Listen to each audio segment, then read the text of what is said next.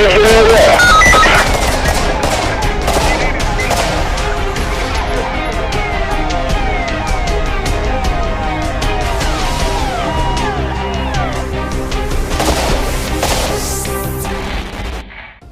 आप देख रहे हैं गैंग्स ऑफ राजस्थान और आपके साथ में विजेंद्र सोलंकी। आज जिस गैंगस्टर की क्राइम स्टोरी आपको बताने वाले हैं वो आनंदपाल गैंग की नजरों में खटकता है।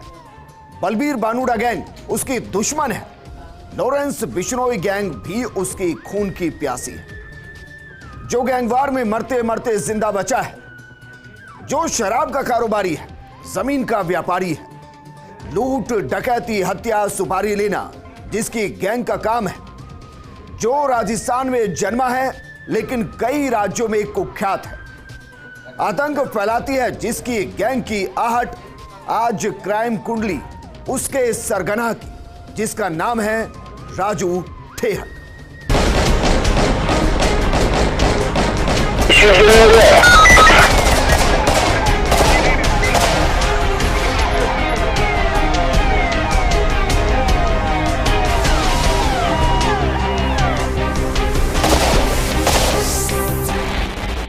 राजू ठेहट जो कॉलेज की जिंदगी से ही लोगों के हाथ पैर तोड़ना शुरू कर चुका था, शराब के कारोबार में आ चुका था, हत्या की साजिश रचना शुरू कर चुका था, लेकिन कैसे अपराध के अंकुर से बड़ा होता होता राजू ठेहट आतंक का वट वृक्ष बन बैठा। आज आपको दिखाएंगे आनंदपाल को मारने की साजिश रचने वाले राजू ठेहट कैसे बलबीर बानुड़ा का हत्यारा बनता है और खुद मौत के मुंह से वापस आता है।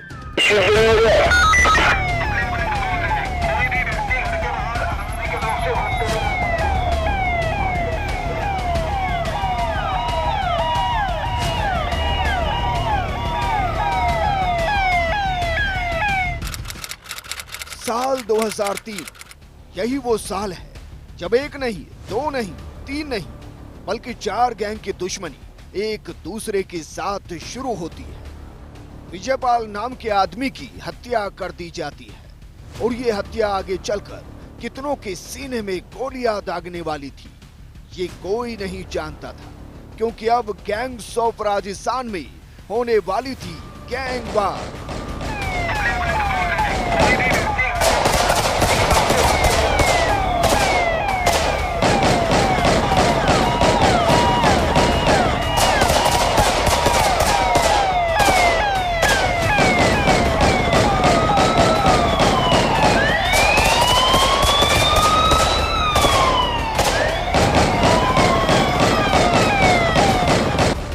के बाद सड़क पर गोलियों की आवाज सुनाई देने लगी, जेल में गोलियों की आवाजें गूंजने लगी, हत्याओं की शुरुआत होती है और पुलिस इन गैंगवार को रोकने की कोशिश करती है। इस गैंगवार में जो गैंग्स शामिल थी वो है Anandpal gang, Balbir Banuda gang, Lawrence Bishnoi gang, Raju Thehat gang. ये चारों चेहरे राजस्थान में खौफ का दूसरा नाम रहे हैं, लेकिन आज जिसकी क्राइम स्टोरी हम आपको बताने वाले हैं उसकी लंबाई 5 फुट 9 इंच है, रंग गेहुआ है, चेहरा लंबे काले रंग का, छोटी छोटी मूछें, शौक अपराध की दुनिया का बादशाह बनना, साई पता ढाणी खुतन रूपनगढ़ दातारामगढ़, नाम राजू ठेहट।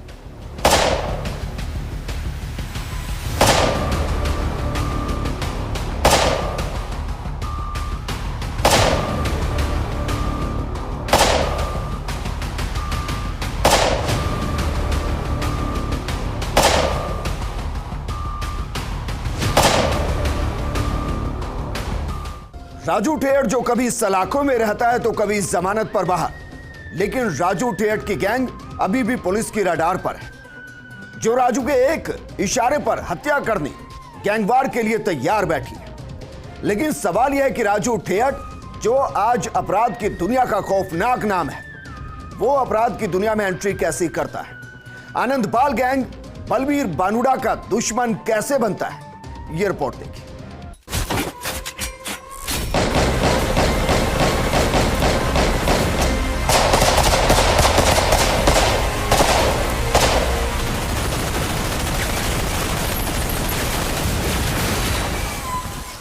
ठेठ की जिंदगी में कॉलेज के साथ अपराध की काली रात शुरू होती है। इसमें रोशनी भरने के लिए राजू ठेठ गोलियां चलाता है। साल 1996। राजू ठेठ पर 3-4 मुकदमे लगते हैं। गिरधारी बलाई के लड़के ने राजू ठेठ और दोस्तों पर गोली चलाई तो राजू ठेठ ने गिरधारी के घर जाकर उसके पैर तोड़ दिए। यहाँ से राजू का अपराध से सामना होता है। इसके बाद कॉलेज में रहते हुए ही राजू शराब के कारोबार में आता है, मारपीट करता है, हत्या की साजिशें रचता है, तोड़फोड़ करता है, गोलियां चलाता है और कॉलेज का लड़का गुंडा बनने की राह पर चल देता है। साल दर साल अनगिनत मामले दर्ज होते गए। देखते ही देखते राजू ठेठ कुख्यात हो गया। पुलिस गिरफ्तार करती, फिर राजू जेल जाता, जमानत होती, फिर अपराध होता। कई सालों तक यही चलता रहा। फिर गैंगस्टर में गैंगवार की कहानी की शुरुआत होती है, जिसमें राजू ठेठ के खून के प्यासे होते हैं 2 गैंगस्टर, बलबीर बानुड़ा और आनंद पाल। लेकिन आनंद पाल और बलबीर बानुड़ा से राजू ठेठ की दुश्मनी कैसे होती है? राणौली में राजू ठेठ के गुर्गों ने विजयपाल की हत्या कर दी। विजयपाल गैंगस्टर बलबीर बानुड़ा का सबसे खास आदमी था। तभी से बलबीर बानुड़ा राजू ठेठ की हत्या करने की कोशिश करने लगा। बलबीर बानुड़ा गैंगस्टर आनंदपाल का सबसे खास आदमी था, इसलिए आनंदपाल भी राजू के विरोध में आ गया। राजू ठेठ गैंग और आनंदपाल गैंग एक दूसरे की खून की प्यासी हो गई। राजू ठेठ की अगर अपराध की बात करें तो सन 1995 में उसने अपराध की दुनिया में कदम रखा। सीकर के एसके कॉलेज से इस पूरे अपराध के जीवन की शुरुआत होती है। राजू और बलबीर बानुड़ा दोस्त बने। दोस्त बनने के बाद में शराब के ठेके पर साथ में काम किया। उसके बाद में दोनों ने मिलकर जीण माता इलाके में एक दुकान भी अलॉट करवाई शराब की। दुकान में सेल्समैन रखा गया बलबीर बानुड़ा का साला विजयपाल। हालांकि दुकान चल रही थी, लेकिन राजू ठेठ को शक था कि कहीं ना कहीं दुकान की कमाई में से विजयपाल कुछ ना कुछ जरूर हड़प रहा है। ऐसे में दूरियां बनती गई और एक दिन विजयपाल की हत्या करवा दी गई। विजयपाल की हत्या के बाद में बलबीर बानुड़ा ने राजू ठेठ से दुश्मनी लेने की ठान ली और यही दुश्मनी महंगी पड़ी तब जब राजू ठेठ सीकर जेल में बंद था। अब गैंग्स के लिए चुनौती थी कि कौन किसको मारेगा, कौन किसकी हत्या करेगा। फिर वो दिन आता है जब राजू ठेठ सीकर जेल में बंद था। बलबीर बानुड़ा और आनंदपाल गैंग ने तय किया कि राजू ठेठ की हत्या सीकर जेल में ही की जाएगी। दोनों गैंग के सदस्य जेल में एंट्री करते हैं। राजू ठेठ से सामना होता है, गोलियां चलती हैं। राजू ठेठ को 3 गोली लगती है।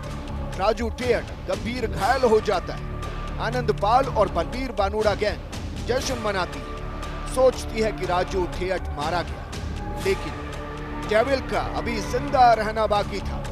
उसकी गर्दन में लगी गोली आज भी गर्दन में ही फंसी है। डॉक्टर्स कहते हैं कि अगर गोली निकाल दी तो राजू ठेठ की मौत हो जाएगी। बलबीर बानुड़ा के साले की हत्या के बाद में तो मानो राजू ठेठ और बलबीर के प्रति 36 का आंकड़ा हो गया। बलबीर ने हाथ मिलाया सांवराज निवासी आनंदपाल से। दोनों ही गैंग्स एक दूसरे के खिलाफ हो गई। आए दिन शेखावटी के अंदर गैंगवार होने लगे। वर्ष 2006 में बलबीर बानुड़ा ने राजू ठेठ के संरक्षक गोपाल फोगावट की हत्या कर दी। इस हत्या के बाद में तो मानो राजू ठेठ को एक ही बात का जिक्र था कि मुझे किसी भी तरह बलबीर बानुड़ा का खात्मा करना है। वर्ष 2012 तक दोनों ही गैंग्स अंडरग्राउंड रही। वर्ष 2012 में आनंदपाल, राजू ठेठ और बलबीर को पुलिस ने गिरफ्तार कर लिया। राजू ठेठ को रखा गया सीकर जेल में, वहीं आनंदपाल और बलबीर को रखा गया बीकानेर जेल में। यही मौका था इस पूरी कहानी का टर्न लेने का। सीकर जेल में बंद राजू ठेठ पर हमला करवाया बलबीर ने अपने खास आदमी सुभाष बराल से। 3 गोलियां चलाई गई। 3 गोलियां राजू के लगी भी, लेकिन राजू बच गया। डॉक्टर्स की माने तो राजू के गले में अभी भी एक गोली अटकी हुई है। अगर वो गोली निकाल देते हैं तो राजू की मौत निश्चित है। इस घटनाक्रम के बाद में राजू ने अपनी गैंग का जिम्मा दिया अपने छोटे भाई ओमा ठेठ को। इस घटना के बाद राजू और आनंदपाल गैंग के गुर्गों के बीच फायरिंग आम बात हो गई। राजू की गर्दन में लगी गोली उसे बार बार आनंदपाल गैंग का खात्मा करने की याद दिलाती। ऐसे में योजना बनाई गई कि बीकानेर जेल में बंद आनंदपाल को जेल में ही खत्म कर दिया जाए। योजना को अमली जामा पहनाते हुए बीकानेर जेल में बंद राजू ठेठ के गुर्गों तक हथियार पहुंचाए गए। फिर क्या था, हथियार मिलते ही राजू ठेठ के गुर्गों ने आनंदपाल पर फायरिंग कर दी, लेकिन बीच में बलबीर बानुड़ा आ गया। फायरिंग में बलबीर बानुड़ा की मौत हो गई और आनंदपाल के हाथ में गोली लगने से वो भी घायल हो गए। इसके तुरंत बाद मौके पर मौजूद आनंदपाल के गुर्गों ने पत्थर और ईंटों से राजू ठेठ के 2 गुर्गों की पीट कर हत्या कर दी। अब सलाखों में 3 लाशें थी, एक बलबीर बानुड़ा की और 2 राजू ठेठ के गुर्गों की। आनंदपाल जख्मी हो चुका। कहानी यहीं नहीं रुकी। जब हमला राजू ठेठ पर हुआ तो दूसरी बार हमला राजू ठेठ ने करवाया बलबीर बानुड़ा और आनंदपाल पर। बीकानेर में राजू ठेठ के भाई ओमा ठेठ और उसके 2 साथी जब मौजूद थे, उसी समय आनंदपाल और बलबीर बानुड़ा भी उसी जेल में बंद थे। घटना के बाद में उनको हथियार पहुंचाए गए और आनंदपाल और बलबीर बानुड़ा पर हमला करवाया गया। इस घटना में बलबीर बानुड़ा की मौत हो गई और आनंदपाल घायल हो गया। लेकिन वहीं पर उसी घटना के समय आनंदपाल और उसके गुर्गों ने उन दोनों साथियों को मौके पर ही मार डाला। बलबीर बानुड़ा मारा जा चुका था, आनंदपाल जख्मी हो गया था। राजू ठेठ सोच रहा था कि बदला पूरा हो गया, लेकिन अब बारी थी आनंदपाल की, जो जख्मी शेर की तरह राजू ठेठ का शिकार करना चाहता था। तो फिर जब दोबारा गैंगवार हुई तो क्या हुआ, दिखाएंगे ब्रेक के बाद। आप देखते रहिए गैंग्स ऑफ राजस्थान।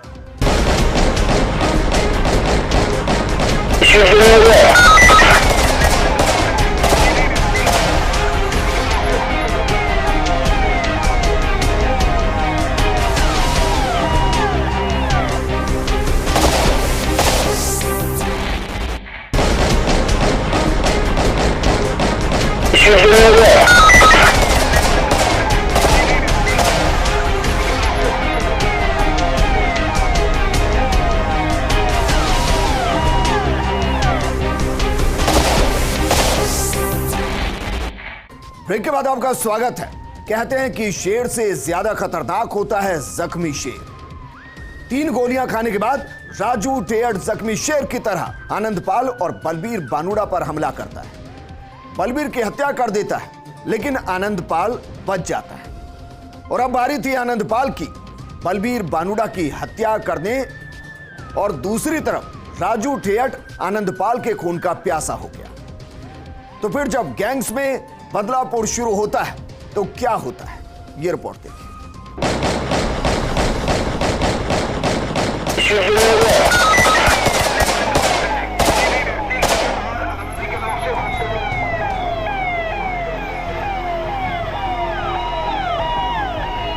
जेल में गैंगवार के बाद आनंदपाल को अजमेर हाई सिक्योरिटी जेल में शिफ्ट किया गया। आनंदपाल का दाहिना हाथ बलबीर बानुड़ा मर चुका था।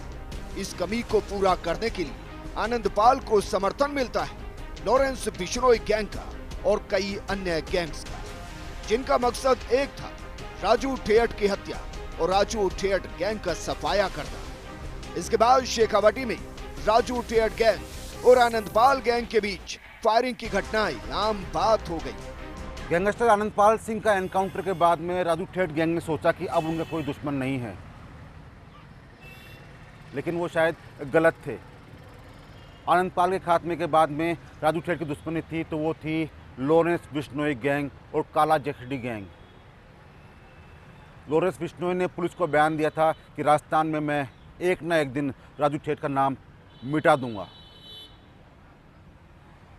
लेकिन वर्तमान की बात करें तो वर्तमान में लॉरेंस जेल में है और राजू ठेठ जेल के बाहर, यानी कि अभी फिलहाल राजस्थान में किसी प्रकार की कोई गैंगवार होने के चांसेस नहीं हैं। लेकिन कुछ दिनों पहले नागौर में हुए संदीप सेठी हत्याकांड ने एक बार फिर से पूरी गैंग्स को सचेत कर दिया है। वो इसलिए क्योंकि हरियाणा बॉर्डर पास में है और वहाँ से हरियाणा के बदमाशों की आना जाना लगा रहता है। फिलहाल राजू ठेठ जेल से बाहर है, अपने गांव में है, अपने परिवार के साथ है और राजनीतिक गुरु कहते हैं कि अब राजू ठेठ की इच्छा चुनाव लड़ने की है। अब ये तो आने वाला समय ही बताएगा कि राजू ठेठ चुनाव लड़ेगा या फिर एक बार फिर से राजस्थान में गैंगवार की आहट शुरू होगी। लेकिन फिर 24 जून 2017 को आनंदपाल का पुलिस एनकाउंटर कर देती है। लॉरेंस बिश्नोई पुलिस की गिरफ्त में होता है। इसके बाद शुरू होता है राजू ठेठ का वो दौर जिसमें वो अपनी गैंग को बढ़ाता है, पैसे कमाता है, जमीन बनाता है। तो सबसे पहले आपको बताते हैं राजू ठेठ की गैंग में कौन कौन है। राजू ठेठ की गैंग में 2 प्रमुख सदस्य हैं, मनोज ओला, रोहित ताजजान। मनोज ओला गैंग का प्रमुख सदस्य है। वर्तमान में बीकानेर जेल मर्डर केस में जमानत पर बाहर है और गैंग के मुख्य सरगना की केसों की पैरवी कर रहा है। जबकि रोहित ताजजान हाल ही में भीमाराम हत्याकांड में सुप्रीम कोर्ट से बरी हुआ है। शीशराम और विजयपाल मर्डर में जमानत पर है। विवादी जमीनों का काम देखता है। मुकदमों में गवाहों को पैसे का लालच देकर गवाह पक्ष में दिलवाने की कोशिश करता है। राजू ठेठ की अगर गिरफ्तारी की बात करें तो जयपुर शहर यानी कि जयपुर कमिश्नरेट पुलिस ने मार्च 2022 में राजू ठेठ को गिरफ्तार किया था। एक व्यापारी से 1 करोड़ रुपए की डिमांड की गई थी। उसके बाद में व्यापारी ने न्याय की गुहार लगाई थी पुलिस थाना भांकरोटा में। खुद रविंद्र प्रताप सिंह मेरे साथ हैं। सर, आपने राजू को गिरफ्तार किया था, क्या कुछ मुकदमा जानना चाहेंगे? भांकरोटा क्षेत्र में एक व्यापारी की ज़मीन थी। उस ज़मीन पे एक स्थानीय आदमी ने कब्जा कर लिया था। कब्जा करने के बाद में राजू ठेठ का उसमें रोल आया कि उसने उस व्यापारी और उसके लोगों को कब्जा खाली नहीं करने और उसको पैसे देने की बातें की थी। मतलब एक तरह से वसूली की बात सामने आई थी, जिस पे यहाँ पे मुकदमा दर्ज किया गया था थाने में और उसमें हमने 4 लोगों को अरेस्ट किया, जिसमें एक राजू ठेठ भी था। उस गिरफ्तारी के समय हमने उसमें उसकी पूरी जांच पड़ताल की थी और कमिश्नरेट की और टीमें भी आई थी जिसने राजू से पूछताछ की थी। जेसी भिजवाया गया था फिर उसको यहाँ से। कोई हथियार वगैरह मिले उनके पास से? नहीं, गिरफ्तारी के समय कोई हथियार बरामद नहीं हुआ था, लेकिन उसका यहाँ जयपुर सिटी में आवागमन बढ़ गया था उस समय। और जैसे ही यह जानकारी में आया कि इस तरह से एक व्यापारी को फ़ोन पे धमकी दी गई है, तुरंत मुकदमा दर्ज किया गया था और तुरंत उसकी गिरफ्तारी की गई थी। हम बताना चाहेंगे आपको कि अगर गैंगस्टर्स की बात करें तो इंस्पेक्टर रविंद्र प्रताप सिंह गैंगस्टर्स के बारे में काफ़ी गहराई से जानते हैं। राजू ठेठ को उन्होंने काफ़ी गहराई तक समझा है, काफ़ी अच्छी से उनसे पूछताछ भी की है। सर, राजू ठेठ की अगर जीवनी की बात करें हम, सन 95 शुरू होता है जैसे थी कहानी, क्या कुछ आपको याद जानना चाहेंगे सर? सीकर में राजू ठेठ गैंग की एक्टिविटी रही है। काफ़ी प्रकरण उसके खिलाफ दर्ज हैं और काफ़ी इनके आपस में रंजिश चली है, जिसमें बलवीर बानोड़ा और राजू ठेठ गैंग के आपस में मुकदमेबाजी भी हुई है। उसको लेकर के काफ़ी दिनों तक इनके आपस में रंजिश चली है। फरारी में भी ये दोनों मुलजिम फरारी में भी रहे हैं। उस दौरान इनके काफ़ी मुकदमे भी दर्ज हैं। सीकर में ज़्यादातर उनके सीकर नागौर इस जगह पे ज़्यादा सक्रिय रहे हैं। सर, अगर कुछ सालों पहले की बात करें, सन 1998 में भीमाराम हत्याकांड प्रकरण हुआ था। उसमें किस प्रकार से हत्याकांड को अंजाम दिया गया था सर? आपने पूरा देखा भी, समझा उस चीज़ को? भीमाराम हत्याकांड में ये काफ़ी मुलजिम थे और इन्होंने सरेआम सीकर में सालासर स्टैंड है, वहाँ पे उसकी शॉप थी, उस पर दुकान पे जा कर के इन्होंने उसका अपहरण किया था और अपहरण करने के बाद उसकी हत्या की थी और बॉडी को काफ़ी दूर ले जा कर के उन्होंने दातारामगढ़ के आसपास कहीं डाला था। वो काफ़ी सनसनीखेज मर्डर था और उसमें काफ़ी लोगों की बाद में पुलिस ने अरेस्ट की थी। और ये बलबीर बानोड़ा और राजू ठेठ जो गैंग है उसके काफ़ी लोग उसमें ये एक थे और इन्होंने वो अपराध किया था। एक आखिरी सवाल ये कि वर्तमान की बात करें तो जयपुर शहर या राजस्थान के अंदर राजू ठेठ के गुर्गे सक्रिय हैं या फिलहाल सारे भूमिगत हैं? नहीं, अब ऐसा तो नहीं लग रहा कि राजू ठेठ के गुर्गे यहाँ सक्रिय हों, ऐसा कुछ नहीं है। बताया आपको कि पिछली बार जब यहाँ आया था राजू ठेठ, तो इसने जैसे ही ये दोबारा क्राइम करने की शुरुआत की थी तो तुरंत FIR दर्ज करके और गिरफ्तार कर लिया गया था। इन दिनों में हमारी नज़र में कोई भी एक्टिविटी राजू ठेठ की यहाँ पे नहीं है। तो राजू ठेठ की गिरफ्तारी के बाद में पुलिस ने मान लिया कि उसके गुर्गे भूमिगत हैं और शांत है, लेकिन पुलिस की सतर्क है और सतर्कता के कारण राजू ठेठ के गुर्गे जयपुर शहर के अंदर कोई वारदात के अंजाम करने से बच रहे हैं। इसके अलावा राजू ठेठ गैंग में कौन कौन महत्वपूर्ण भूमिका निभाते हैं, इनकी भी क्राइम कुंडली देखी।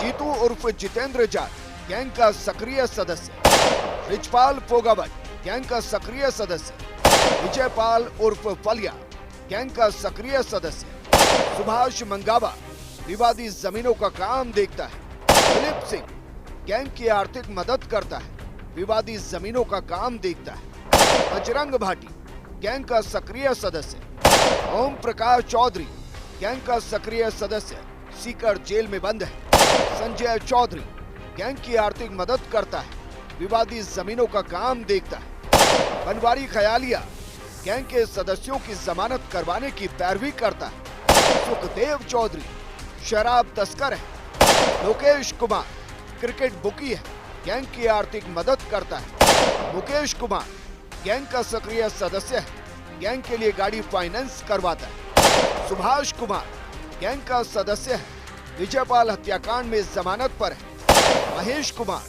गैंग का सक्रिय सदस्य है, गैंग के लिए गाड़ी की व्यवस्था करता है, महावीर बराल रंगदारी का काम करता है, गैंग की आर्थिक मदद करता है।